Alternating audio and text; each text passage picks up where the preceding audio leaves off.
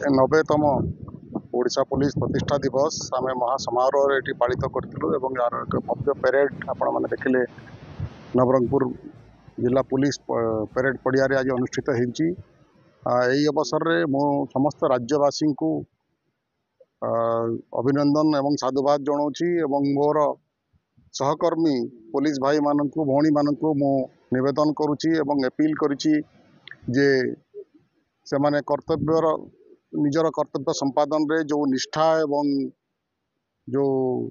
पराक्रम से माने देखी आसी आज पर्यंत से माने सही निष्ठा पराक्रम एवं जनसाधारण सहित उचित बंधुतापूर्ण संपर्क रक्षा करी आगो को पुलिस विभाग रे एमती काम करेंगे जे पुलिस ओडिशा पुलिस देशर श्रेष्ठ पुलिस भाव में जमी विवेचित हेब एवं आम जनसाधारणकर आहरी निकटतर हो पार। आज 5 जन पुलिस कर्मचारी को पुरस्कृत कराइला श्रेष्ठ सब इन्स्पेक्टर श्रेष्ठ एएसआई श्रेष्ठ हविलदार श्रेष्ठ एपीआर कांस्टेबल एवं श्रेष्ठ ओआर कांस्टेबल।